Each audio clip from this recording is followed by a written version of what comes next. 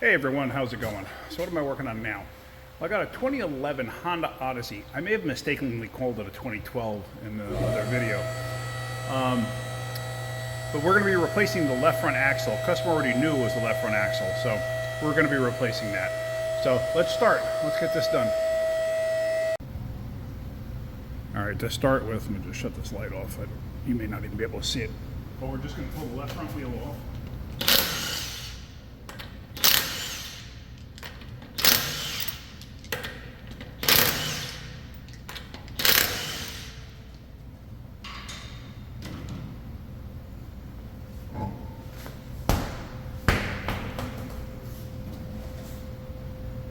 Get a socket to fit that axle nut there. I think that's like a 1 1/4. All right, let me find a socket real quick. Okay, so that axle nut is actually bigger than a 1 1/4. I already checked it. It's actually a 36 millimeter. So we're going to take that off. It's a stake nut. Don't really worry too much about it. If you were going to reuse the axle, then you may want to go in there with something to try to knock it out, but it's very rare that you actually damage the axle, but I have seen it happen. It'll damage the last couple of threads on there. There we go. That's off. Now what I always do is I see if I can't push the axle in, and I was able to push it in. See that? Comes out, goes in. Now, that reason for that is that's going to save you a little aggravation if you know that now. Because if it didn't want to move, I would take an air hammer or a hammer in a drift, and I would hit the center of that and try to force it in. So now, let's put this thing up in the air so I can get to the lower ball joint in that, because we're going to have to pop this axle out. Now, this type of cotter pin, factory type cotter pin, is a reusable cotter pin. Technically, if you think about it, all cotter pins are reusable. I know I'm going to get a lot of flack for that statement. But you can reuse a cotter pin. A cotter pin is not the be-all, end-all to hold something in place. I'm trying to do this and film at the same time. But basically, you pull up on the end here to pull this out, just like that. This way you can reuse it. And like I said, if you don't actually hammer a cotter pin up, you can reuse it. It's not there to hold the nut back. It's not there to hold something in place in terms of taking over for the torque.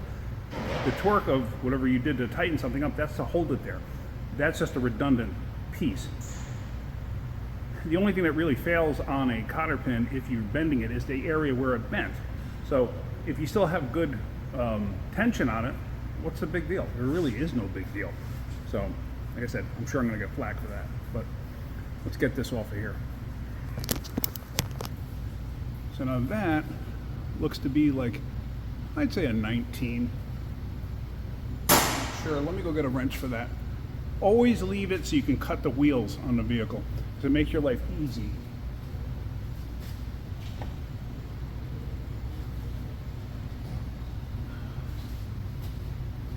So now I have more access room and I can swing a wrench better. And there's also another benefit to it, and I'll show you that in a minute. Okay, yes, this is a 19. It wasn't bare tight. I don't know if you saw that. If you saw what it took for me to actually separate that, it wasn't an incredible amount. Okay, so now that's separated, or the nut's off, I should say. I'll just stick that off to the side. Now I'm going to separate that ball joint. I'm going to have to put you somewhere where I'm not going to accidentally hit you.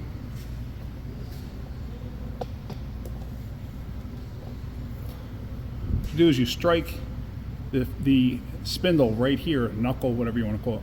You strike it right here to try to shock the ball joint free from there. It's a tapered fit, so you're hitting it will actually distort it enough, and usually it'll make it pop. So let me go grab a hammer. Okay, and actually I'm going to back you up a bit too. I am terrible with a hammer, and I'll be the first to admit it. Like me swinging this hammer right now, I'm surprised I don't hit Nick down at the other end of the shop.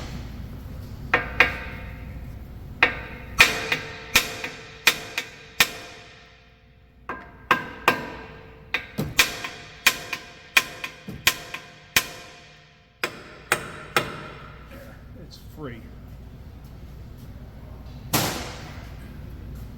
Now what we're going to do is we're going to get a pry bar in there, because we're going to lower that control arm down and get that ball joint completely out of there. Either that or maybe my weight. Oh, my weight isn't. Okay. Now, remember what I told you about leaving it so you can cut the wheels. We're going to cut the wheels completely the other way.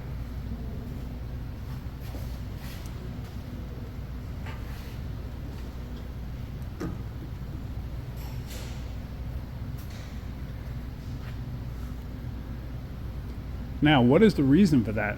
The reason for that is now I could push this whole entire spindle knuckle completely out of the way here. And now the axle's free. See that? Not fighting with it. See the wheels cut that way? So now the tie rod assembly pushed everything out. So if the tie rod was to this side, you cut that wheel the opposite way. All right, now with that out of the way like that, you got to separate the axle from the transmission. Now, this one is a bit tight. I'm not quite sure how I'm going to do this. I think I can get up in between here enough to get in between that inner joint and the end of the transmission. So let me see what I can do here. See if I can't set you up. I might lower it down a little bit and give you a better view. Let me see what I can come up with. All right, let me see if I can go from underneath here. I don't know if I mentioned it before, but I got a drain pan underneath it.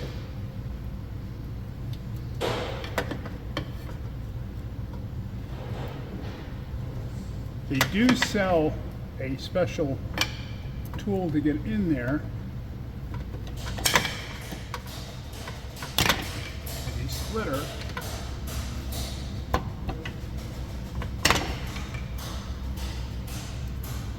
Sometimes it helps to rotate it a little.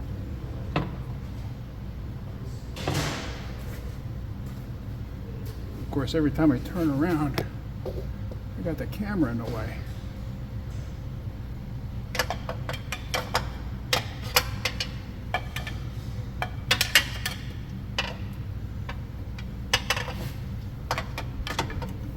There we go. There we go. Okay. I got it. Alright, so now you saw that thing pop out. So now from out here, you can watch me actually remove it. There we go. Now it's out. Oh.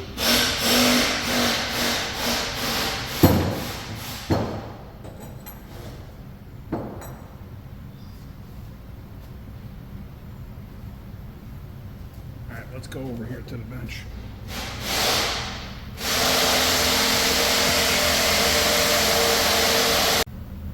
All right, so from here, take your new axle out.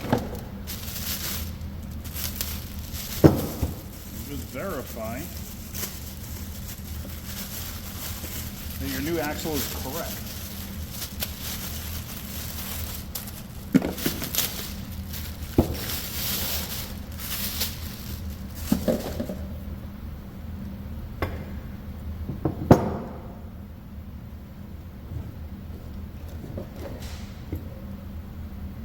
Sometimes there will be slightly different lengths, or it'll look like a slightly different length, when in reality it's not, because one has a slightly compressed joint, like this inner joint. You kind of see that, right?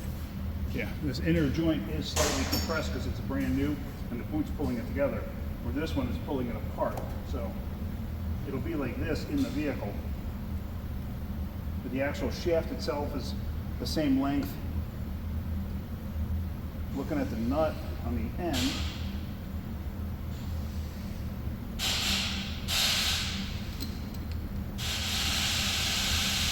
it appears to be the same, so we should be good with that.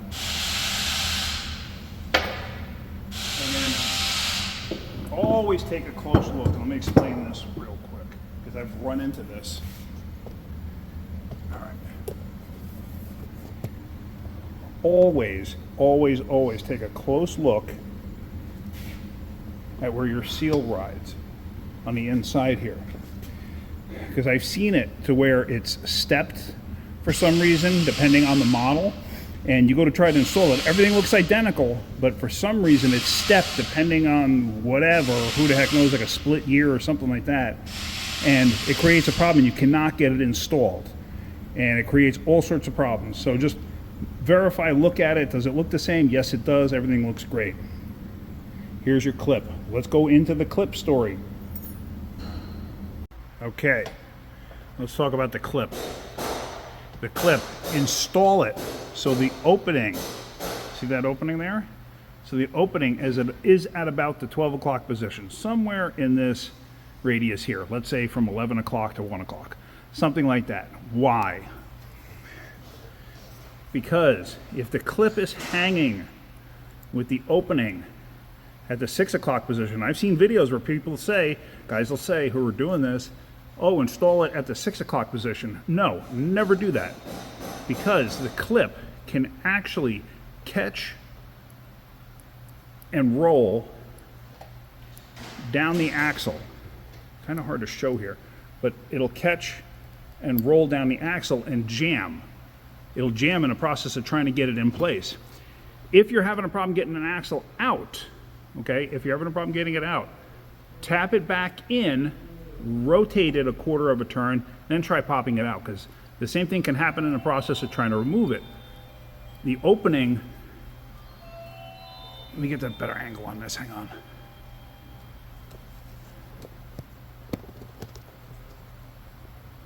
Hold on. Okay. Even coming off, you can see the opening is above the splines. See how I can almost pick this off with my fingernail. You know what I mean? So if you're trying to install it and it catches like that and jams in there, you're going to have a heck of a time and you're going to be hating yourself for it. Same thing coming apart.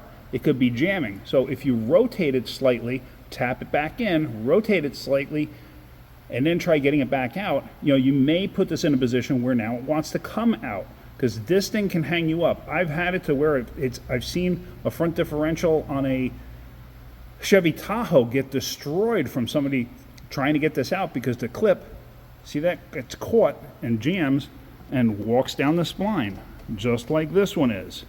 So that's why you want it at the, that's if it was at the 6 o'clock position. I'm manipulating this just so you could see it. So you want it at the 12 o'clock position. So what do I do here now to make sure it stays there? You can use some wheel bearing grease, pack it in the hole a little bit. Me personally, I prefer assembly goo, transmission assembly goo. So I'll just take some on my finger. Try to pack some in the hole.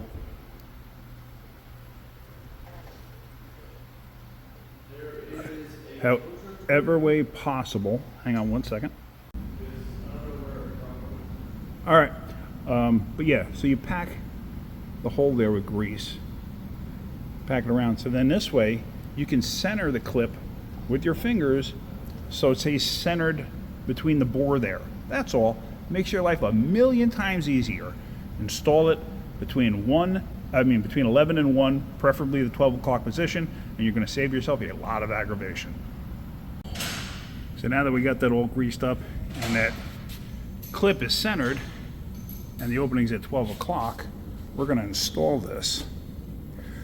Now, one thing I've showed you in the past, what I do a lot of times is I will take the wheel like this, I'll strap it to the lift, and I'll pull it back to get it out of the way so I get a clearer shot to getting the axle in place. Now, if you're doing this in your driveway, you can attach a strap like this to the jack stand, the floor jack, something, anything to basically pull this thing back. When you're doing so, be mindful of your brake hoses, ABS sensors, stuff like that. Just be mindful of it because you don't want to tension the daylights out of it. This is not tensioned. It's got some movement to it still, so it's not a big deal. All right, so let's get the axle installed. Hold on a second, did I just ruin that? Hold on. All right, so let me grab the axle.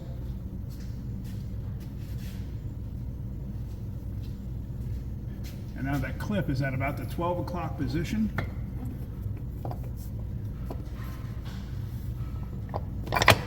Wind up, and it's in. How hard was that? Wasn't hard at all. How much did I fight with that? Not at all. I've seen people beat the snot out of these things trying to get them in. It's not that difficult. You don't have to make it difficult. Make your life easy. Make your life easy. Trust me. All right, so now what we're going to do is we are going to undo my little strap here. So then this way, it's got a little burr in it, but that's okay. So now,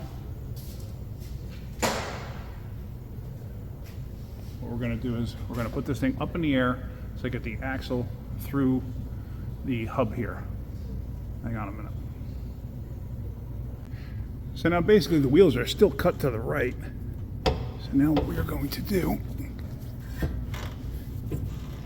is we're going to get this axle up in place. While you're doing what I just did too, be mindful of your hoses because you don't want to over tension them, because I've seen people pull these things out, over tension them. I actually seen somebody break one once. So just something to keep in mind. So now you're going to center the axle shaft into the hub. Usually I will spin the rotor a little bit, make sure the splines catch. Now I will cut that wheel back straight.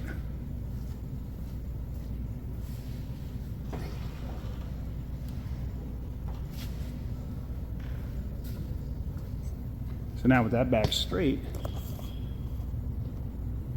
this side naturally wants to come in to catch that ball joint.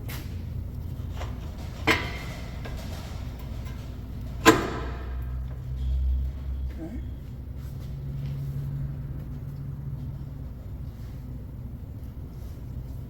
Just checking to make sure everything is installed the way it's supposed to be. Everything is where I want it to be. Just shut that light off.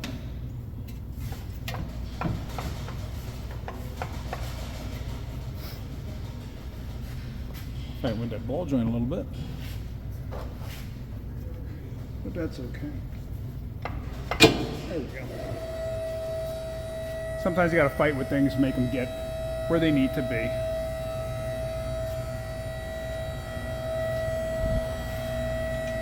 So now we'll put the nut back on, and if you recall, that nut was not bare tight. Now I'm going to cut the wheels the opposite way, or actually no, I'm going to cut the wheels the same way.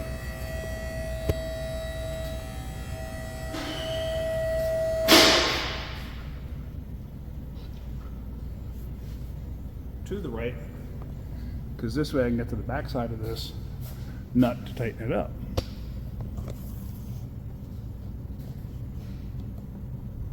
And then I got to figure out which way that cotter pin goes in. Hang on one second. All right.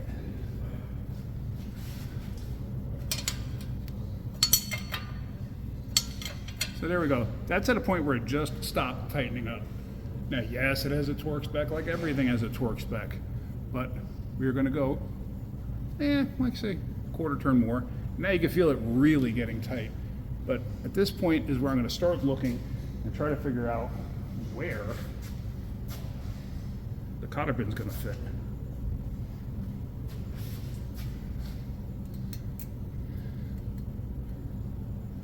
Oh, right there. Okay. So that's it. I'm good with that. I'm happy with that. All right. So now what we just want to do at this point is we want to verify that that inner joint is all the way in. And from this angle, everything looks like it's right where it needs to be. It looks like everything's in where it's supposed to be. The other one had more of a tripod design, where this has more of a flat round design. Flat round, well, you understand what I'm saying. It's more of a round barrel design. But yeah, so everything's all together the way it should be. So now, let's let this thing down. Let's put the axle nut on and let's torque that. Now I was thinking about it really quick, because when I was looking at this, I was like, is that thing actually fully seated? Because you don't get a really good view of the axle. So I was sitting there thinking, and you can see a little gap in there. I was sitting there thinking maybe it isn't fully seated. So I did grab the axle and I went once like that and it did click. So now the actual clip is caught. It wasn't caught before, but that's why I always double check things, because you never know. I make mistakes. I'm not perfect, but that's why I always double check stuff. You learn from experience. So, all right, let's get that axle nut on and let's tighten that up. Okay, so this axle nut actually has to get the torque to 242 foot-pounds. So what I usually do in a situation like this, as you saw, I had to push the axle in all the way. What I'll usually do in a situation like that is I will bring the axle nut down with the gun,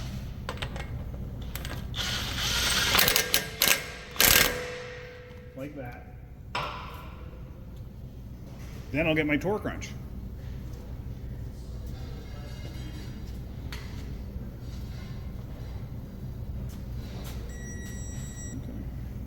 Let's see here. As you can see, it's set to 242 foot-pounds.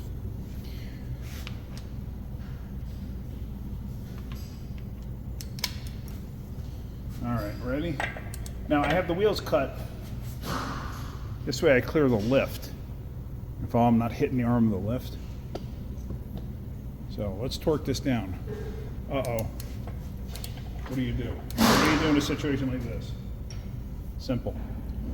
Get a punch that'll fit in the rotor. Put it in between the rotor. Just get it up on the rotor like that. And then you torque it. Okay.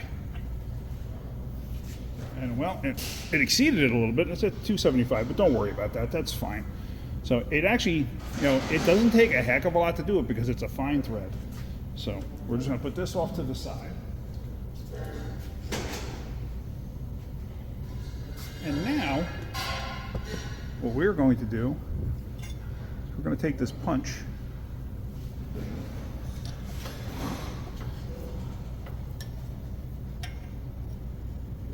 and we're going to knock in the edge.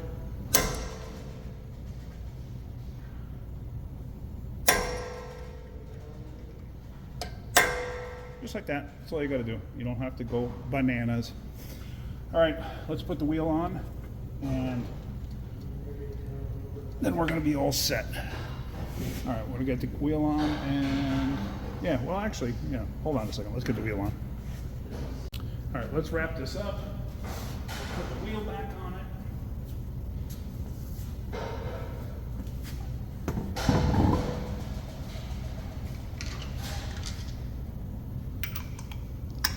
Let's get some lug nuts on here.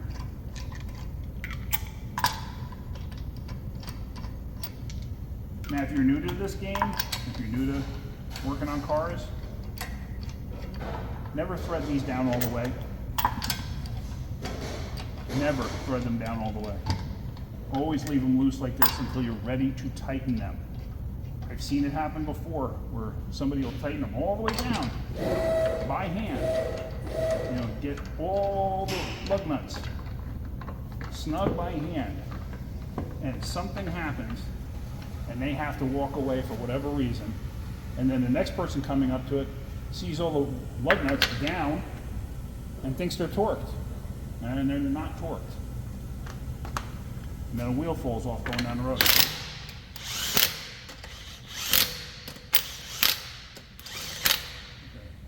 So now we are actually going to torque these, but we got to get the wheel on the ground to do that.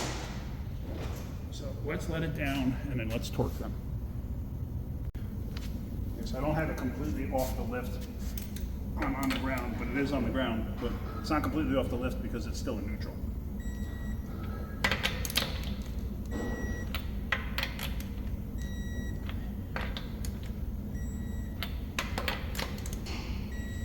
Okay, and there we go, 94 foot-pounds.